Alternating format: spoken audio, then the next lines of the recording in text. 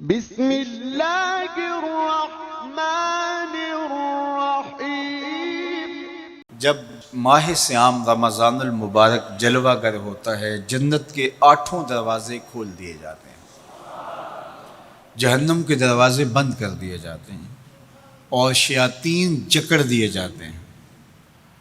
اللہ جل شانہ اس موسم رحمت میں خاص عنایات اپنے بندوں پہ فرماتا ہے۔ ایک نفل ادا کرنے سے فرض ادا کرنے کا ثواب ملتا ہے اور ایک فرض ادا کرنے سے 70 فرائض ادا کرنے کا ثواب ملتا ہے۔ اسی طرح راہ خدا میں 1 روپیہ دو گے تو 70 روپے خرچ کرنے کا ثواب ملے گا۔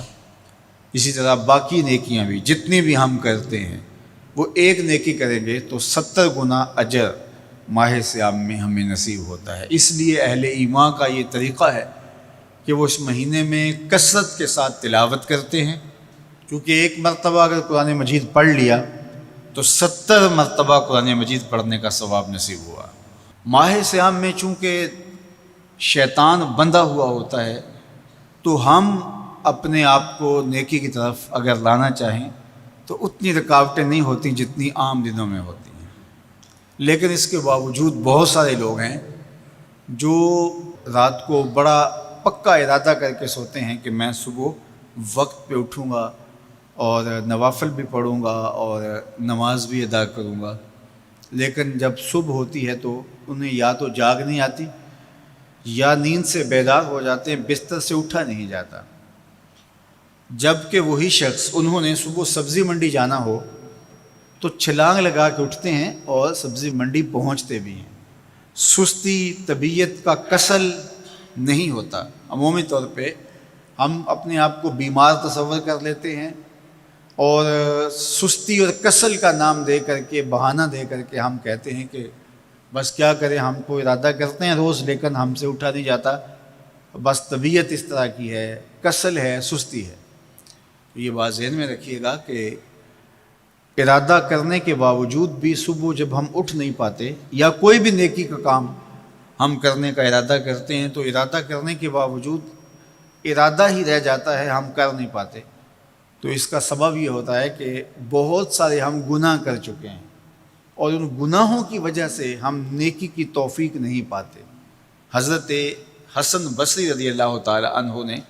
یہی وجہ اس کی بیان فرمائی ہے۔ تو اس کا بہترین طریقہ یہ ہے کہ توبہ کی جائے، اور توبہ بھی سچے دل سے کی جائے، رو رو کے اللہ سے گناہوں کی معافی مانگی جائے، اور سچے دل سے جب توبہ کی جائے تو پھر سارے گناہ نہ صرف مٹا دیے جاتے ہیں بلکہ ان کو بدل کے نیکیوں میں تبدیل کر دیا جاتا ہے۔ تو ماہ سیام کے اندر پختہ عزم کریں اور اس عزم کو عمل کی شکل دینے کے لیے سچی توبہ کریں کہ ہمارا یہ رمضان اس طرح سے گزرے، یہ مہینہ اس طرح سے بسر ہو کہ ہم اس مہینے میں اللہ تعالیٰ کی قربت حاصل کر لیں، ہم گناہوں سے پاک ہو جائیں اور ہم جو ثمرات ہیں، جو فوائد ہیں اس مہینے کے، وہ ہم سمیٹ سکیں۔ تو یہ وہ مہینہ ہے جس کے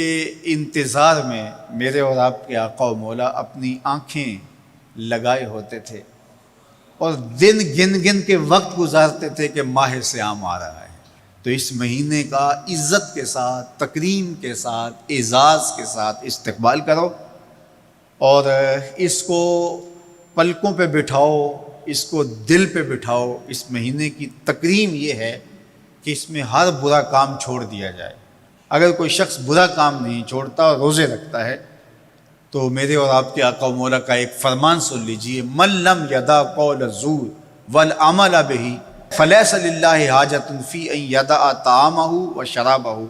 فرمایا کہ جو جھوٹ اور برے کام نہیں چھوڑتا،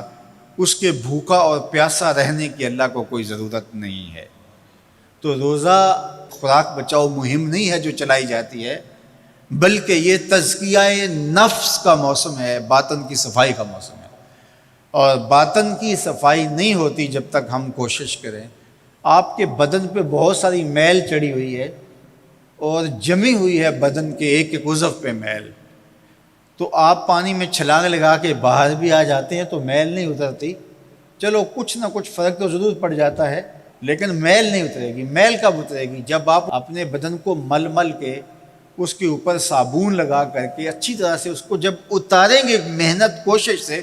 تو پھر آپ کا بدن مہک جائے گا، ہلکا پھلکا ہو جائے گا، میل اتر جائے گی۔ یہ موسم رحمت ہے، اللہ کی رحمتوں کا می برسے گا، اس سے کچھ نہ کچھ فائدہ تو ہوگا ہی، لیکن حقیقی فائدہ وہی حاصل کرے گا جو اپنے گناہوں کو مل مل کے دھوئے گا اور اپنے آپ کو صاف کرنے کی کوشش کرے گا۔ تو اپنے من کے میل اتارنے ہیں، اپنے باطن کے میل اتارنے ہیں، اپنے اعمال کی درستگی کی کوشش کرنی ہے۔ صلاۃ التراویح مسجد میں نہیں آ سکتے تو گھروں میں پڑھ لیجئے، جس طرح بڑی عمر والے لوگوں کو، بیمار لوگوں کو کہا گیا کہ آپ گھروں میں پڑھ لیں، بچوں کو کہا گیا، لیکن چھوڑیے گا نا، یہ رمضان المبارک کا خاص عمل ہے۔ آج کل دین بیزار طبقہ مختلف جگہوں پہ بیٹھ کے مسجد پر، مدرسے پر، تراویح پر، ان چیزوں پر تبصرہ کر رہا ہے اور اتنا ہلکا ثابت کرنا چاہ رہا ہے ان امور کو، جس طرح یہ چیزیں ہوتی کچھ نہیں ہیں، جبکہ ماہ صیام کے قیام پر میرے اور آپ کے آقا مولا نے بشارت دیتے ہوئے فرمایا، من قام رمضان ایمانا و احتسابا غفر لہ ما تقدم من ذنبہ، جس نے رمضان المبارک کی راتوں میں قیام کیا ایمان اور محاسبہ نفس کے ساتھ، اللہ اس کے پچھلے سارے گناہ معاف فرما دیتا ہے۔ یہ بہت بڑی دولت ہے، تو اس دولت کو ضرور سمیٹیے گا، ضرور حاصل کیجئے گا، من کی ستھرائی، عفت اور پاکیزگی کا سامان کیجئے گا۔ اللہ آپ سب کو اپنی امان میں، اپنی حفاظتوں کے حصار میں رکھے۔